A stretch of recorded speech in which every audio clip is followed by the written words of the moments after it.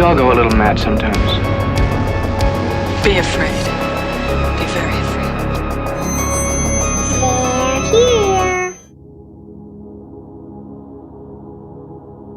They're here. Hello. Hi. I'm supposed to say hi. Fuck's sake. It's literally been a year and we still can't fucking get it right the first time. Look, nobody ever gets it right the first time. It's quite intimidating, okay? It's just this big thing staring me in the eye. That's you. Like, these little balls. That's you. That's you. As he points at the microphone. Is there a Mr. Microphone? This is the only microphone in our relationship right now. Human Chair of the Week. Yeah. Microphone. Microphone. The third cast member of the podcast. the one that takes, like, what do you call it? Like, the least amount of praise. Our unsung hero over here. Unsung hero. Ms. Microphone. It's all in editing. But, like, it's not a lady. Ms. is his first name. Oh. Yeah. Okay, Ms. Microphone. Yeah. Ms. Mike. Yeah, Mr. Ms. Mike. Well, how do we start this? I don't fucking know. Literally... Have you ever thought of things that are so past your, like, point of thinking that it, like, freaks you out? It's the month for you, lady. Yes, we are going full on non-racist Lovecraft month. We're taking the parts we like, and that's all that we're going to say about it. Yeah. Literal, it's like a Chinese buffet. Take what you want, leave the rest. Art from artist. Yeah. At least for Lovecraft. If you don't know what we're talking about, just look up what he named his cat, and yeah there you go. Oh god. Yeah. Deep enemy of the pod. So, racism. That is. This is we start talking about, like, cosmic horror. You want to know what a good cosmic horror is? Racism. Yeah, we have it right here on Earth. We don't need to go out there. So, Re-animator. Yeah. Yeah, sorry, just to reiterate, yes, this is Cosmic Horror Month, and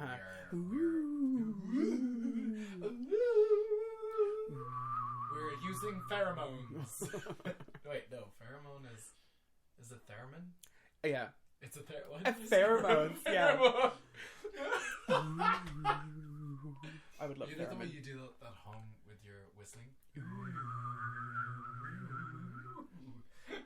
I transvestite Don't be a earlier. hater. These have always just rip it out.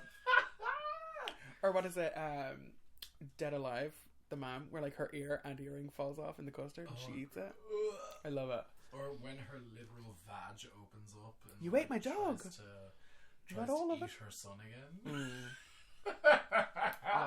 We should definitely talk about that on the pod soon. I love that movie. We're getting to it. We're getting to it. So, Re-animator. 1985. Is it 1985? 1985, Yeah. right? 1985? Yeah. See, I wrote my notes correct, darling. It's So do today. I. And Chicken scratch. This bitch has literally, for the first time ever, you heard of her. It is a podcast They're Here exclusive. Lee. We're on the wrote scene. down notes. I have physical. Here, wait, I can prove it to you. I have actual notes. I usually keep them up here. That was some great. My ASMR tits are up there. here. But As some ASMR. I can like pull some hair out of a brush if you guys like. Or like open a can of Coke. We have some candy. I wonder how bad ASMR sounds from one singular mic. Sorry, Ew. Mike. Anyway, so directed by Stuart Gordon. Daddy. And Brian Usna, producers. Super, super fucking intense. I thoroughly enjoyed this film, and I've only ever seen bits of this movie, like little, some talented bits. I know it was actually of this on movie. Bravo's 100 Scariest Movie list. I remember, like, that's how I kind of like found out what this was. I just go by the BBC channels, 100 Greatest Scariest Moments. It's Channel 4, but go off those, sis. Oh. No, but yeah, the first clip I saw of this movie was Barbara Crampton getting her pussy almost ate. Yeah. But I thought it was Dee Wallace for like the longest time, the man from E.T. The Howling. I thought it was her for the longest time, and I was like, oh shit. Get it, girl. I guess. Well, of course. I mean, Barbara Crampton plays Megan. I love her. And what has she been in? She was in You're Next. We saw her only a couple of months ago. Yeah. But she's also kind of, I would classify her as, like, very definitely a scream queen. She was also in Chopping Mall. We haven't gotten to that yet. Yeah. But I only said, cause I only watched this, like, earlier. I think you watched it last night or something. But I said when we came up, I was like, I fucking love Barbara Crampton. Like, it's weird. She's one of those actresses in movies, especially kind of in this kind of movie where, like, it could just be schlock. I'm like, it doesn't even feel like she's acting. Like, she just seems like so sweet or whatever like that, and you actually feel bad when, like, bad shit happens to her, you know? I don't know about that now. Whenever the three, by the way, these three like main cast characters have great chemistry together. It's good. It's kind of slapstick, but like it's just like whenever she gets like almost like hyperventilating at the facts, like, I'm gonna tell Daddy, you're messing with bodies. I fucking couldn't believe it. I was like, how many times are you gonna say Daddy? Yeah. My Daddy, who's the dean of the fucking college, did you not know he's but gonna she's get trying you into so much university. shit about, like, what are they? Like, what are these people? Like, what do Could they, like, do? do? Could my housemates be any louder? Oh god, you're such you. a bitch. I live. But, like, what is it? Like, what are these people's, like, profession? They're like they're medical students. Yeah, I guess. Yeah. So the whole thing takes place she's just kind of there. She's kind of student of something. Studied. Yeah. But they're just she's like not doing anything. She's kind of just holding a book up and not having sex with Kane or whatever. She wants to get married first. She wants a chastity belt. That's what she wants. Although they were fucking riding. Yeah, like straight away, but it was like super secret, you know. Some of this movie is kind of like there was a couple of moments, you know. It's that kind of movie where you talk out loud, like you talk to the screen. You're like, "What the fuck? Yeah, what?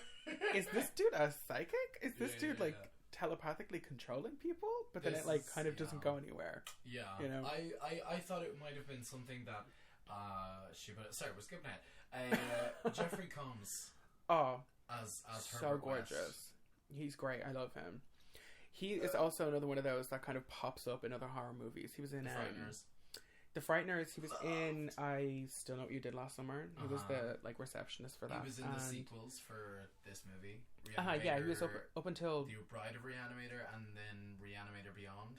Oh yeah, the third. That movie is bad. Yeah.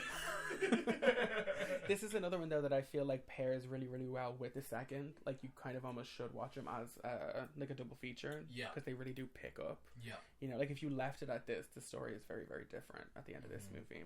It's bleak. Is what I would say. Yeah. I like it though. This movie is fun.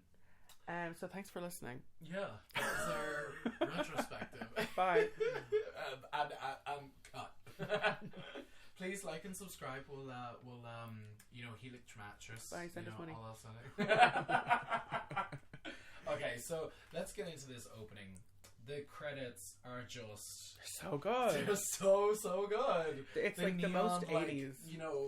Diorama with bullshit. The Psycho theme playing. Yeah. It's literally the Psycho theme. Like beat for beat. Richard with an extra Band. like ba-ba, like an extra little piece of bass in it. Yeah. But I liked it though. But you know what it did remind me of? It reminded me of when I was listening to it, because I didn't immediately click it with Psycho purely just because of like the kind of 80s flair to it. Was Beetlejuice. Was the theme the for kind of Danny Elfman kind of and I was looking at it like, where the fuck have I heard something like this? And all I could connect it was with Beetlejuice. It's when it started. At first, I was kind Say of it like, one more time and it'll appear. Aha, I wish. But fuck, what the fuck was I about to say? Keep note of this for cutting her out. Okay. So like the Psycho theme is kind of like, it's iconic, but it's also kind of generic. It just came first, you know. So at first I was like, whatever. And then it starts to hit like and I'm like, that is literally just the Psycho theme. But like, I don't mind, you know, it's used to good effect. That's like a reference inside a horror reference. Now what you thought you delivered was glamour, but you really delivered was camp. Do you think you did that successfully in the soundtrack? Also kind of fits into the entire theme of plagiarism in this movie, you know. This movie is actually really smart. There's a couple of little details that only kind of click together at the end. Like when they're having sex, like when they're like chilling or whatever, the poster behind them is a Talking Heads poster. Yeah. And I was like, oh, that's kind of cool. he could have put some on, you know. But and then it gets to the end of the movie, and I was like, oh, I'm like, that's so clever. I like just didn't piece that together. I love that. I really appreciate that in a movie. Some little tidbits are always good, you know. However, you know what isn't good was this bad refucking resuscitation. Literally, the first responder in me was crying at the screen when what's his name again? I just kept referring to him as Kane. Kane. That's the second name. That's the guy. I have a joke here for this. Literally, I watched this. So the first thing he does is he's trying to resuscitate this clearly dead human being who is fat and hugely naked on. We get some dead boobies. We get some dead boobies like flapping around on the top there, and he is literally like so inconsistent. Yeah, with his even the nurse is like, his CPR was fucking terrible. Yeah, he was just like beating this woman up. Just, just punching this corpse, punching those dead cold boobies. Literally, like he was like exacerbating the situation as he was doing it, and then the nurse, she literally just like, dude. Yeah. But you know what the other thing was? When they said clear, both Kane and the other nurse were still touching the body. So when you said clear, she would have gotten shocked to bits. They would have gotten. And also, it's a dead person. They're not going to like jolt out of the fucking way. So it just really irked me. I was looking at it and I was like, this is bad. This is bad. Bodies don't jump. They don't do that. I leaned over in bed while watching this and went, he may be Kane, but he was not able to bring back that lady from the dead. Oh my god. It was good. Insert some, classic RuPaul one-liner for the runway. Just show all of your teeth, front and back, and laugh out loud. But so we actually just really kind of skipped past the actual like opening where we kind of get to meet Herbert West, and we get to see kind of our first Herbert is zombie. A dick, can we say? But I love him. I love him so much. Like, he's like, I don't know, he's like kind of they even kind of explain it later. He's like, he's a genius, and like, which he actually is. He literally can bring people back from the dead. Yeah. And he's like young as fuck. Like, that's super impressive, you know. But also, if people just stayed out of his fucking things, everything will be fine. Everything will be fine. Everything will be fine. Like, I love Barbara Crampton. Totally but agree. Don't fucking sneak around my room. She, like, a lot of, like, all of this blood, like, the makeup effects, like, was by, Screaming Mad George. Yeah. And Josh Nolan. Mm-hmm. Stated that the Re-animator was the bloodiest movie he had ever worked on. A total of 24 gallons of fake blood was used, which still pales in comparison to the blood volcano from the scene in The Nightmare on Elm Streets. That scene had used an estimated about 300 plus gallons of blood. And they electrocuted somebody during that. Yeah, right up until that point, they were like, oh, fuck, that's a lot of blood. But, to be fair, I mean, 24 gallons of blood, like... Yeah, that's like... I mean, it's no elevator in the fucking... It's at least 3 people. I mean, it's no elevator in The Shining, but there's still a lot of blood for the time. So, yeah, I would really give it to them. And especially this, like, scene with... Herbert West and Dr. Hans Gruber. Did you notice, like straight up, I literally was like, Die Hard? Yeah, I like went back and was like, hold on. You double took? Yeah, and no lie, this movie is just like on YouTube if you guys want to go watch it. Yeah, go watch it. It's great. But I was like, I stuck on subtitles because I always watch movies with subtitles, just like in case you miss. Freak. Yeah. You stood outside earlier in bare feet. Listen, just because my foot your silence is deafening. The idea that you just went and we'll hear it at 13 minutes 42 seconds, you'll just go audible gasp. But the subtitles gasp fuck me with a Delarian. What is it? It could be some fucking ancient dildo. Yeah. But smack me with it. What the fuck were we just talking about? The ancient dildo. No, we were talking about the Hans Gruber zombie. Oh yeah, like, so literally like they're like quote unquote zombies because I kind of don't want to call them zombies. No, I know because they're not. They're just like because they kind of by definition are reanimated corpse. To me, this is kind of like a mutant. Like they've been mutated slightly because they're not people anymore. Like they are dead. It's just like reanimated flesh. It's a zombie. Yeah. By the need to, the most basest of needs. They're kind of zombies in the like the almost need to feed. They're kind of zombies in almost the like voodoo sense because they're like under someone's control. Like they're true, but not until the end by the mind reading head that can able to control shit for yeah, whatever reason. Who in the second movie gets bat wings like sewn onto the side of the head and can just be mobile. I love it. But in this opening the effects kind of look like the guy has rabies or something like that. Yeah. Like the bottom lip is kind of like pulled away from the teeth and like it's super bloody and there's like blood coming out of the eyes and everything. And so we kind of get Herbert West portrayed to us immediately as just like mad scientist. Like if he had to be like put into a category, if it was a Halloween costume of him, it would be mad scientist from the 80s big glasses. Details later. And I like this opening though. It's kind of scary. Like the mood is good. There's something about like 80s movies or like this kind of 80s movies that make me feel really like nostalgic because it's like I watched a lot of this shit as a kid, you know. So yeah. Wow. I'm so obnoxious. What a crack! Oh my god! Once you smash your teeth. That was so obnoxious.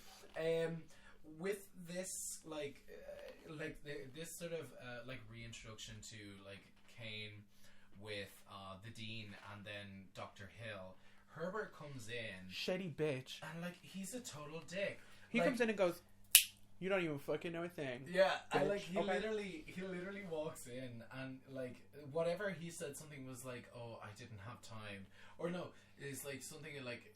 There's nothing more I could learn there. Goes to shake his hand or something like that. It's like, oh, you're going to be my new college mate or whatever. Yeah. And like, my response would have been like, you would have been. What did I write?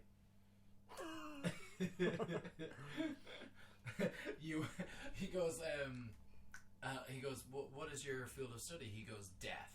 And then he just like I just literally wrote Herbert's a dick, and it's like my response would have been to is like, you know, shake off and it's like, you were too busy studying death to shake my hand, fucking cunt. Oh no, I love it though. And then he reads Dr. Hill to filth. I love that. It's so intentional as well because he goes in and he's like, Dr. Hill, I'm familiar with your work, blah blah blah. You totally fucking plagiarized the shit out of this bitch. Miss Dr. Hans Gruber. And then he like has the moment where he's from like he was like, Mr. West, was it? He was like, yes, Herbert West. Dr. Hill, was it? I don't quite remember you. I don't really count. Yeah, you went the first episode, right? Yeah, for real.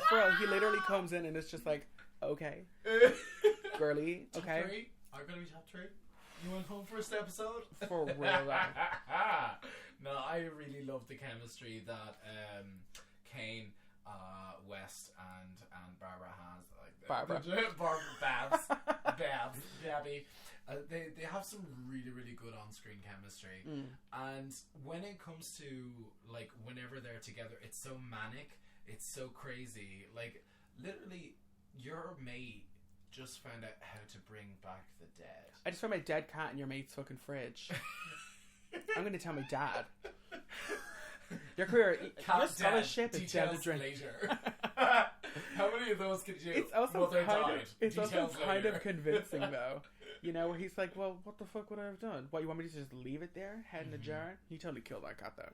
Oh, he fucking did. Of course he did. Of course he did. He said like some bullshit excuse about like the cat like getting it was digging in the trash and it's like, suffocated in a like, jar. No, But the cat in the fridge is like ripped in half or something like that. It's like got like its insides are like on the outside. This cat though, it's full Scary Movie 2. It's the most slapstick of all time. It's literally Jeffrey Combs getting fucked up, and then they literally take it and throw it against a wall. It's so good. I love it. I literally wrote like she suddenly jumps to the conclusion that like West has got him. This is like he's a murderer. I know it. I figured it out.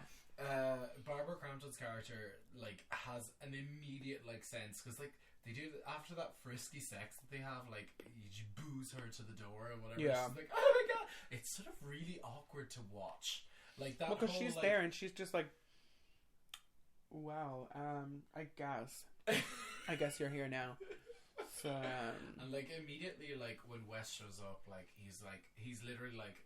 He might as well be slapping Kane. I've with moved a in. wad of cash. Yeah. To his face. Like that's like take it. You little bitch. You little it's bitch. Weird in this Take movie it. though. I know Take he's supposed to be kind of a villain, at least for the first half. But it's weird. He's never like threatening or creepy. I don't think. No, he's never threatening and he's never creepy. No, I will say in one scene in particular he is creepy because it's after the cat. He does the cat, yeah, but he does threaten Kane's like a future in a sense, like if you don't help me because you have access to the morgue and I don't, then I'm going to tell the dean that you're fucking his daughter. You know what I mean? So that's the only like malicious. That's literally the only malicious. I guess side so, but that it's I the kind see of to thing that. that it's like now you know too much. So now you either like have to help me or like fuck off. Yeah. But also be quiet. Yeah. You know. Because when the cat, sorry, because West is from Switzerland in Europe. He practically orgasms when he sees that basement and how big it is. Yeah, Which, for by us, the way, like, that does this basement's building really have a big. basement? It's like a 1-story house, but has got a huge basement. It's a massive basement. You could put another floor in there and have 3 fucking stories. He could literally orgasm on that floor. I would like to see it. Just he wads himself all over that place and then practically throws the cash to Kane, and I love that. I fucking love that because like immediately sets up the lab down there and everything. So I love it. Yeah, and he just moves in. Hi, I'm living here now. And he had Excuse me, lady, get out of my way. He has all of his stuff outside ready to move in, but like it was just so quick and so I would have been like, now we're friends. Help me, I'm gonna kill you. yeah, pretty much. But then again, I mean, such is the 80s. You know, you think what you delivered was horror, but what you actually gave was glamour. Was the first of the month's rent. Yeah. Oh my god. Yeah, it's just, you know, the next kind of thing when it came to like just the campy funniness of this movie was the head brain removal class. I literally said the way this fucking head peels away from this skull, I out loud was like, that's fucking great. Yeah. Like the practicals in this are fucking good. Like the effects are really, really good. Producer Brian Usna's like his goal was for the movie to have the shock value of Evil Dead with the production value of The Howling, which makes total sense in my opinion. Lavishness aside with The Howling, this I love the Howling though. Everything. The Howling is such a like weirdly like relaxing movie. Yeah, because it's all like foresty and like it's literally on a retreat, you know. So we're going to talk about that film. Or we're going to talk about this one. You brought it up.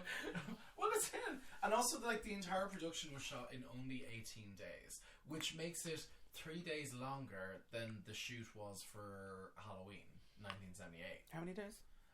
Halloween was 2 weeks. No, how many days was this? Oh, 18. It's 8 more days than Drag Race UK season 3 was filmed in. She went there. She did it. But kind of just getting on to Ryan Usna and like Stuart Gordon and Screaming Around George and stuff, like they're kind of like a little like clique, I guess, Holy you know, Trinity. of like The Holy flesh. Trinity. Like to me, it's like they did like Society and you know stuff like that. So it's like this movie. I don't know why I was like in kind case you don't know what Society is. Go look see it it. up. Yeah. It's the definition of body horror. But to me, it's also kind of like the like ultimate Brian Usna, Stuart Gordon, Screaming Mad George movie. You know what I mean? It's like if that's like the perfect representation of like what they do. But I was kind of shocked in this movie where I was like, "There's dicks. There's like dicks and pussies all over this movie." They had a fear because they released it unrated because they knew if the NPA. Yeah. MPAA. We're like MPA, yeah. They were like, no, we're not gonna do go. We ain't gonna touch this with a 10-foot pole that's got HIV on the end of it. Just don't. Just don't bring your kids to the HIV pole show. You know, because once you got HIV, yeah. No, it's fine. I got AIDS when I was a kid, so I can't get it now. Yeah. My mom made sure. She said he's not getting it when he's 18. We deal with that straight away. Just a little bit of AIDS blood in the cereal in the morning. Kept me on my toes, you know. Kept you up and out, that's for sure. Oh my god, that's terrible. But, so anyway, it's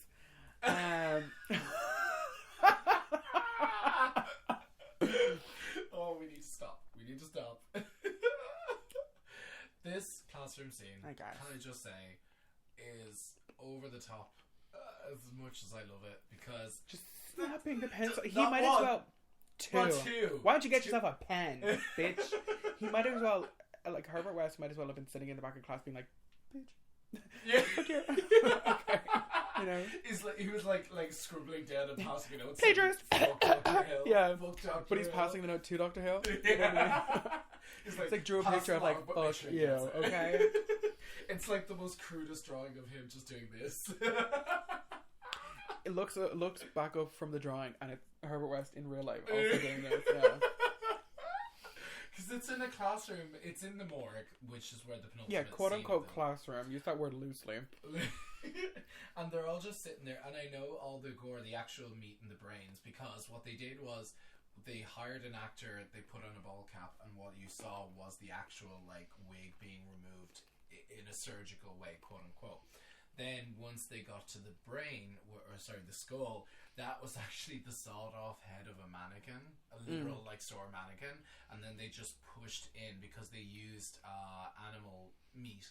It looks like a liver or something. It's like bright pink and like flat, and also it jiggles in his hand. Yeah, when he picks it up, it's totally not a brain jiggles. at all. Oh, it's not a brain at all.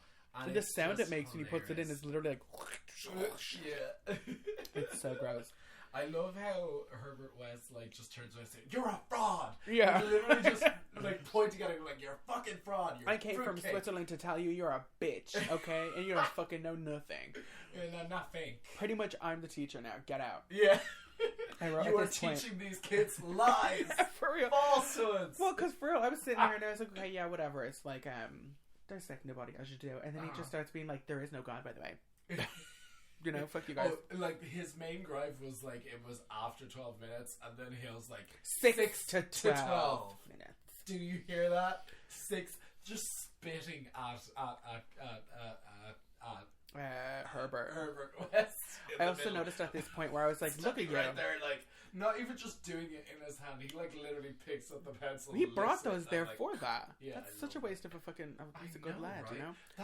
There's the artist in us. Like, literally looking at him like, every time... No, it's a good HB! A 2 HB! Yeah! There's some good shading to be done with that. But I wrote at this point, I was like, he is Dr. Pressed. He is so unimpressed by Herbert West. But it's like, oh, I want to be you so bad. You know, he's so jealous because Herbert West is like legitimately a genius. And this dude is like just straight up a plagiarist, you know? It's true. Like, and also the one thing that was hilarious was Dr. Carl Hill is wearing a wig! It's literally in my note. I said, look at you with that wig on your head. And you're talking that shit to me. A deep side-parted wig. And you can tell his natural hair is like probably up to about here.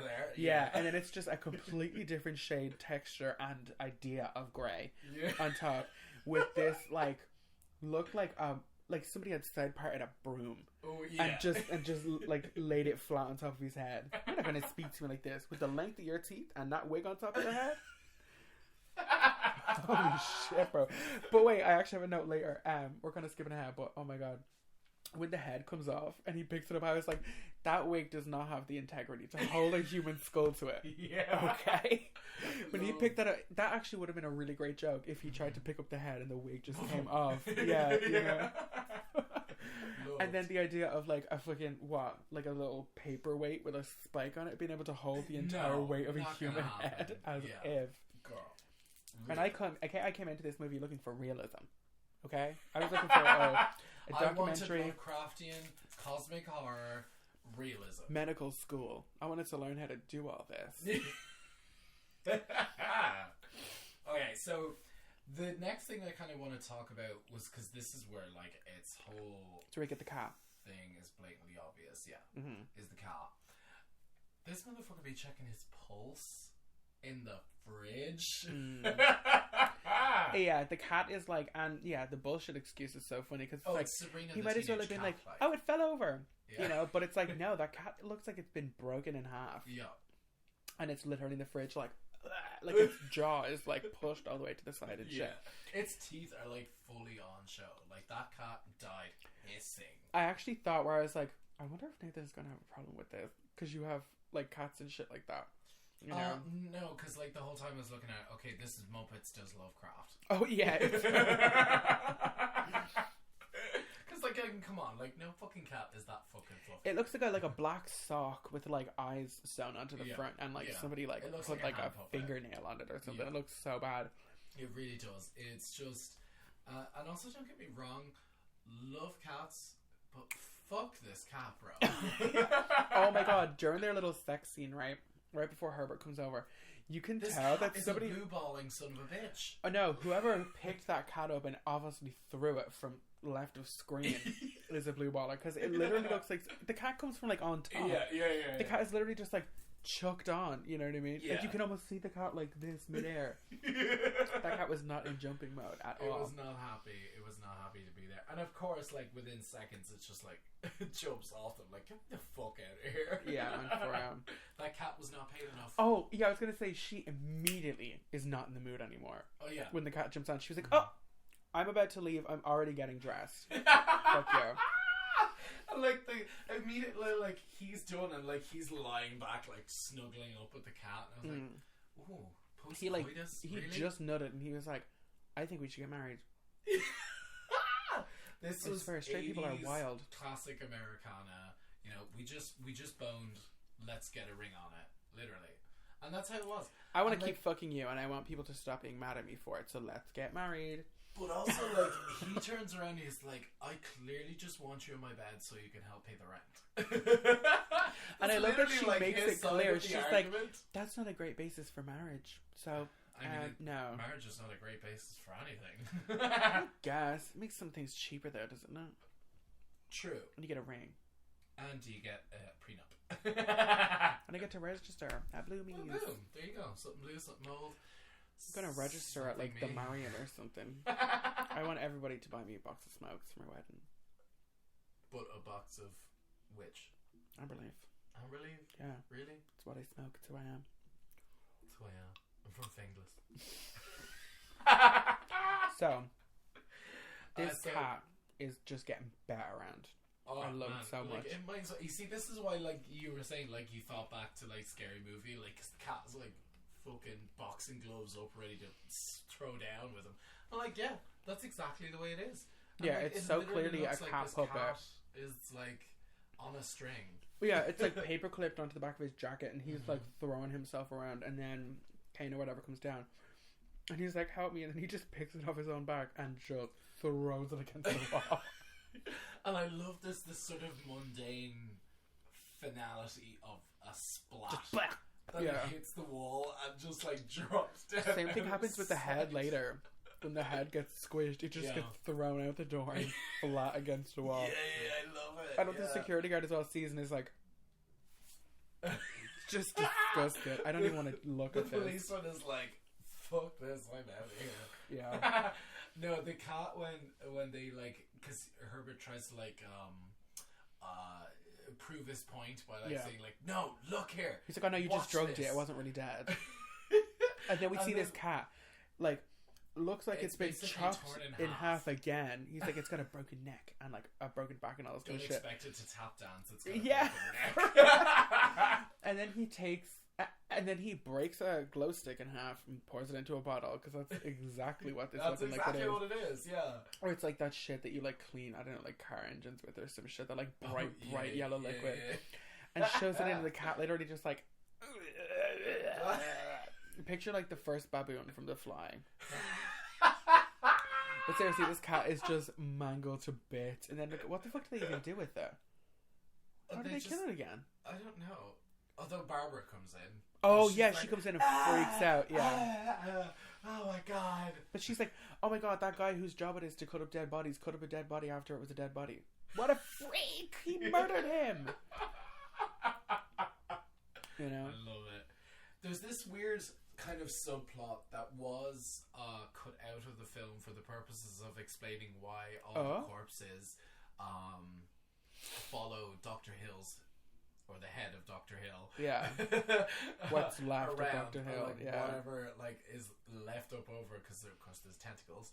And then when it's sort of a subplot, and it is introduced in a scene where the Dean, Dr. Hill, and his daughter Barbara are having dinner together, and basically sexist, by the way, she prepared the entire dinner. Yeah. And because her mom died.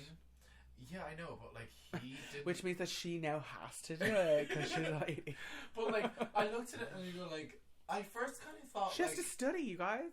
Yeah, I first kind of thought, maybe it's just like maybe Dr. Hill has drugged the wine. Well, or I the thought that he whiskey or for something. sure drugged the. I thought he for sure drugged the whiskey, they had the vial of whiskey, and then the it shot pans to him, or it like cuts to and Dr. doing Hill, this, like, and it's like stare. yeah, it's like all blurry and like dreamy, like all the background is blacked out, and it's kind of just his head. Yeah.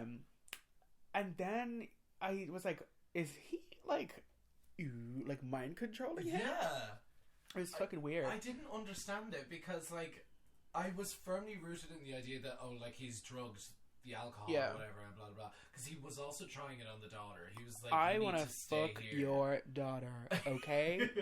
And he was like, isn't that trying right? to convince like the Dean, her father, yeah, like that, Daddy, like he's bad for her, and like how could you let her fuck a doctor?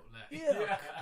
And like a medical student, and I was just like, I was convinced it was, but later on there's 2 or at least 3 more scenes that like he Dr. is straight Hill up like is straight up like he like might Professor as well, Xing, Professor Xing, like literally. full on like X-Men type deal, like with the same kind of framing and like people. photography on him, where it's all kind of like wavy shit.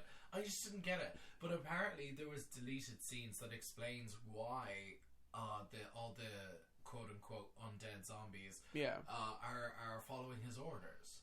Because he's fucking hot. He gives me such big Christopher Lee vibes. Christopher Lee was originally meant to play the role, but I turned can it down. see it though. This is when especially the mind reading part. It's when you ask your mom for Christopher Lee and she says, "We have Christopher Lee at home." This is what she has, you know. You got Christopher Lee money? Have you got Christopher Lee in a Cher wig? I don't think you don't. I do love that. Like that is a cultural thing that we like have seen that in a movie. Christopher Lee dressed as Cher, dressed as Dorothy Zbornak, dressed as Cher. Once again, there's 2 layers of Cher. With Dorothy Zbornak in the middle, with a hammer and sickle, no less. I fucking love that movie. Worship the old gods. I've actually listened. That's the one I like have listened to, like re-listened to the most. I think that episode is fucking hilarious. We'll leave a link in the bio, of course. Yeah, so fuck this Dr. Hill guy, because like I just can't stand the cunt, and also he lobotomizes the Dean. How with a laser. With a laser, yeah, laser. This is laser and blazer, yeah. It's a laser beam from it is outer space. Very, very 80s, but it's literally like a. I mean, looks like an electric toothbrush with like a red light on top. Yeah. You know? Pew pew. But they're like he like was able to. But that's his like invention, quote unquote. You know. But it's like a laser that's like powerful enough to like cut through like the skull just into like the frontal lobe. Like this is like not the ice pick through the like orbital bone, like through the eye lobotomy. That orbital bone is one that you'll very hear soft. A snap from. Yeah. When your dad beats you because you're wearing makeup because you're looking like a whore and you're wearing sequins during the day. And you eat cigarettes. And you eat cigarettes. Unless you're a whore. Remember the beatdown? If you know, you know. On the stylish also. You're wearing plaid at night. Yeah. Oh god. Back when it was actually the beatdown, not Billum's wheat down. Billiams. I think it was Billiams. Because that one time in Canada. I guess. So anyway, after this Muppet cat fight, I literally have a note saying literally Muppet cat fight. Because, like, sorry, we glossed over something really, really quick that was a very funny joke in this film. Cat dead, details later. Yeah, for real. Yeah, she comes in, she's like... Can you come up and, like, say with that? Meatballs in the Let me fridge. ask the Details audience. later. Mom dead. Details later. But she comes in and she's literally Twin Towers fell. Details later. More to follow. But she's literally like not minding her own business. Massive pileup on the M50. Details later. She could have just minded her own business. She could have fucking walked away from there. She didn't fucking She could I'd have be the same married as him. Dan. If I walked up here into my room and found other people looking around at my dead cats, I'd be pissed. I'm gonna bring these fucking things back to life. You just watch. My dead cats in my mini fridge. Just Watch me bed. take out my fucking glowing green liquid and fuck your whole life up. Yeah. By the way, your dad is a piece of vegetable now. A very, very angry, very violent vegetable. Daddy will stop you. And then he's but she's like, no. Vegetable like 10 minutes later. She's like, no, please stop for your own good. And that's why I'm like, oh, but she's like not being a dick. She like just wants to like get out of there. This is unbelievable. I love it because like I guess, but she thinks her like boyfriend is like best friends with a murderer. West is just so chill and laid back. He's like, I think you should leave now. I think you should leave. Yeah, just to kick her out of like the fucking boyfriend's calf, you know. And then he's just like, but he's right. He's like, by the way, and your dad does wrong. Not have to fucking do any of this. Oh no, he could have called the police. Walked away from this altogether, and he was just like, "No, I'm in too deep now." No, but you like haven't put a finger into that fucking hot water. Yeah, you still haven't even done anything yet. You just saw a cat come back to life. You know, you could just congratulate this guy, and people keep being like, "Yeah, but you're gonna be famous." Fabulous. Great. I've had to kill people for it though. I threw a cat against a wall for this. I threw my cat against the wall. Wasn't even his cat, because he was just kind of like, and Barbara was like, what the fuck? We loved him and you hated him. Practically loses her mind. Yeah, it's as if somebody like, I understand like pets are like kids, like I'd be super upset, but she looks as if somebody just killed her baby. Yeah. Like right in front of her, you know? She has to be. She's inconsolable when this cat dies. She could have had a better life. She just stayed in her own lane and minded her own fucking business. I mean, like, that's most horror films. Why don't you get out of my fucking house, lady? Had you not stayed out of the fucking basement or stayed out of West's room, you would have been fine. Because she, for some reason, like, immediately is like, ugh, he's so gross. He, like, makes my skin crawl. Immediately turned off by this guy, and I was just like, maybe he's... If it's not working, maybe it's just not for you. Someone jealous? Because it seems like Kane kind of falls in love with Herbert. You know, yeah. My God. Only Cthulhu. yours. Where the fuck have you been? Room for everybody. Let's just say that. You know. Oh, coughing car to the runway. I didn't quite cough like an eldritch, but like a man eldritch. No, that didn't work. That's terrible. Okay, so they them eldritch. The dead come back, as they do. This is where the gore factor really amps up. By the way, this muscle, like, you know, the first dead zombie, dick we see. The first dead dick, literally, because he swings. Everybody's naked as fuck in this movie. It's great. He literally he was the stunt double and the second actor to Arnold Schwarzenegger for most of the Terminator films. Yeah, I was gonna say, you can kind of tell he was a big guy, big chunky dude. And there's a scene in, you know, the movie Twins with Danny DeVito. Yeah. You know the scene when Arnold Schwarzenegger goes to meet what did you call me in jail? Yeah. And there's a guy that walks by the screen, the divider with the telephones. This man. Where there's a guy. And he walks by it, and Arnold Schwarzenegger thinks it's him, and that's his body double. Yeah, man, he's like an unusually. Sits down. All the zombies in this are like generally kind of like super fit, except for the chicks. They're all kind of fat and chubby. It's my podcast. I can say what I want. Today. I know, fat, for real though. Chubby, you're a zombie. But there's like there's some dead boobies like swinging around this movie. There is some dead titties. There's some lots of nipples on that screen. Which is kind of like cheeks, bro. Yeah, because I think there's butthole in this movie a little bit too. Real old, like hairy guy as a zombie as well. Yeah, we get to see it. I love it. But anyway, so this guy literally like. There's something about, like, because they also did what they did earlier, what Nolan did with the special effects at the beginning with the eyes, like, pulsing and blah, blah, blah. Yeah. They did the same with the muscle guy, the first zombie that comes back. Yeah. who's like, I think West says like the only reason why he reacted so violently was because he was dead for too long or something like that. And they didn't know exactly why he died, because they kind of go around the morgue and they're like, yeah, this one like won't do. Like one of them is like burned to bits, and one of them is like missing limbs. Face. And this guy like just died. He's like the newest one, I guess, but he died of like heart failure or something. Heart failure, that's it. So he he wakes up, and I guess this is just a thing for the zombies that like they just start like bleeding incessantly from the mouth or whatever. Yes. But he wakes up and he's scary. Yeah. Like the zombies in this are like really, really aggressive. Yeah. I think like this movie, either people don't really associate it with zombies at all, because I wouldn't call this a zombie movie. Oh no, God no. Like it, because they're like by the end it sort of does turn into a zombie movie. Well, see, to me it's because I wouldn't call Frankenstein a zombie, even though he technically, or Frankenstein's monster is like technically not a zombie. It's like a reanimated. Like I feel like it's different. Like it's a science project. It's not like a virus or like a because it doesn't spread. You have to be like made into one of these things. I know that Gordon and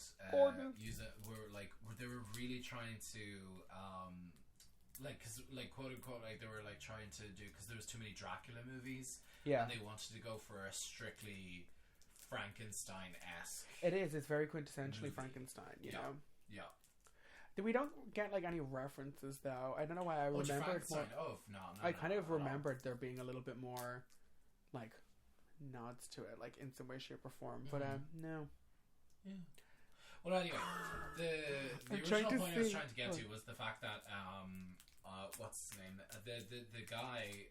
I'm gonna get up the name of the guy. But basically, what they did was for his face, was all those veins that were like pushing up his face and things like that. The paper mache of it all. The reason why he was like knees bent inwards and clutching inwards is because of the heart failure. So like he was trying to actively breathe, and he really like the heart is just dead. And I didn't think of that at the time because I was just like, oh, this is just a retard. But like his short bows. Whoa! I was like, oh, method and shit. So like this guy was like turned around. There was an Indian interview, and he said like, yeah, because like they told me he had heart failure. Yeah. So when I get up and you see me like pulling into myself, it's the body trying to pull itself back open for air. And I was like, that's so fucking smart. And then what they did was for the special effects, because all of the veins running up his face, those are kind of bad. They were. But what they tried to put across was the fact that all the veins were seizing up and the heart wasn't moving, so the blood was rushing back upwards. I appreciate that though. It's like the extra little like, okay, like you could just do heart failure, whatever, but then to have all the kind of like, what would actually happen if the body was dead, or the body like a certain part of the body was dead? Because I think even Herbert says later, he's like, I haven't tried parts. Like I've never tried like that's his name. Peter the Kent. double. Yeah. He did great. He really was, and he was intimidating as fuck. Yeah, because he's big. He's bulky. Up the Dean. It's like, think about like he really, really does though. He gets a good death as well. He just gets like his he gets 3 of his fingers bitten off. Yeah. Gets the head kind of crushed, thrown against a wall. Thrown against a wall, and then like just repeatedly smacked. Oh, he gets like he's underneath the door from the morgue. Yeah, because it gets like smashed open, smashed on top of him. I love it. And like he, a cartoon almost. Stomps on it. Oh, love it. Yeah, it is kind of scary. It's like the idea of this like this big bulky dude, like just super aggressive, because all the zombies in this are very, very aggressive. Yes, and so I was gonna say earlier, I was like, I feel like we don't really think of zombies as like fast or super aggressive until like kind of 28 Days Later, that time. Much more recently, but no, this kind of had like a lot of little like sprinklings of like modern zombie in it, but what also still kind of tying back to Romero zombies and kind of like white zombie, like the voodoo zombie and stuff. The idea of kind of being like they're under control of something. Because once the kind of whip gets cracked, I guess they all kind of do mellow out, but they're like base level, just kind of rabid almost, Yeah, because there's no brain behind the eyes. I suppose it's like how do I explain it? Like Tom Cruise. Did you not ever hear that? That's who fucking Patrick Bateman is based off of in American Psycho. Yeah, Tom Cruise is fucking scary. Yeah, so like if you had to describe, apart from like the way you just describe it now, like in let's say one word, the zombie that you meet in this film. how would you describe it? Would you call them undead? Would you call them reanimated corpse? Oh, like if I had to say like, and the bank from Re-animator. Put a stamp on it, yeah. Experiments.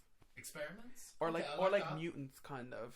Because they are like a mutated, I guess. Like, they're like a dead, but different. I don't know. I suppose I would just... I would call them the reanimations, and it's totally derivative of the fucking name, of course, but like... But like, what would you call Frankenstein's monster? Because these, to me, are exactly the same thing. Yeah, I suppose, yeah, I would agree. But I would also... I suppose, like, by definition, I would call it the reanimated corpse, like the reanimation. Yeah. Like, not the monster, because the monster is just... That's how I think. I don't know exactly why they're different, but they definitely are. It describes the monster seeing lightning strike a piece of wood. It is a beautiful scene, and like it's done from the monster's perspective, and the light, how Mary Shelley like describes like the light striking it and the fire just igniting, and like him saying like, this is how his intelligence spiked or something like that. Yeah, like, Frankenstein is a great fucking read for real. Dude, watch it. If you watch it, if you want to read a good reanimation story, read Mary Shelley's Frankenstein. That bitch wrote that when she was like, what, 15, 16? Fucking crazy. What is it? The story, it's like them, like they got like rained in. It's like a thunderstorm, and they were all trying to write the scariest book or whatever like that. And she wrote fucking Frankenstein. I love it. Jesus Christ. So the daddy is brought back. The Dean Delicious Deanie Weenie. And he just looks like an overstuffed sausage. He looks so bloated. He looks so uncomfortable. But he also needs an inhaler in a different way. Yeah.